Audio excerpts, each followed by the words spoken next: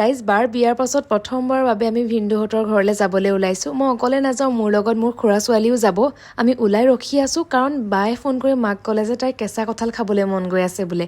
মা আৰু পাপাই গৈ পিনি কেঁচা কঁঠাল পাৰি আমাৰ হাতত দি পঠিয়াইছে। আৰু আমি যাম বুলি কোৱাৰ পৰা বাৰ মনটো বহুত বেছি ভাল হৈ আছে কাৰণ আমি ৰিচিপশ্যনৰ দিনাখনেই লগ পোৱা, তাৰ পাছত একেবাৰে লগেই পোৱা নাই। আৰু আমি গৈ পোৱাৰ পাছত বায়ে আমাক জুচ আনি দিছে খাবলৈ। মই আকৌ তাইক জোকাই থাকো, আগৰ পৰা মোক তাইক জোকাই থাকি ভাল লাগে। তাইক এতিয়া কৈছো যে তই আমাক চৰবত বনাই খুওৱা নাই, মাজা খুৱাইছ বুলি। এইফালে গধূলি সময়ত আমি খাবলৈ লৈছো চাহ, আৰু এয়া হৈছে আমাৰ বৌ দে। আমাৰ বাইদেউক দেখিছেনে, বিয়াৰ ভ্লগ চাই আছে বোলে। অলপ পাছতে ভিনদেউ আকৌ ভ্লগটো টিভিত লগাই দিলে, গোটেইখিনি বহি লৈছে একেলগতে চাবলৈ। আমাৰ আকৌ কয় নাই নিজৰ বিয়াৰ ভিডিঅ' চাই চকুৰ জলজলীয়া হৈ গৈছেগে। আৰু ভিনদেউৱে আমাক ৱাই চাট খাবৰ কাৰণে বস্তু আনি দিছিলে আৰু বায়ে ধুনীয়াকে বনাই আমাক দিলে।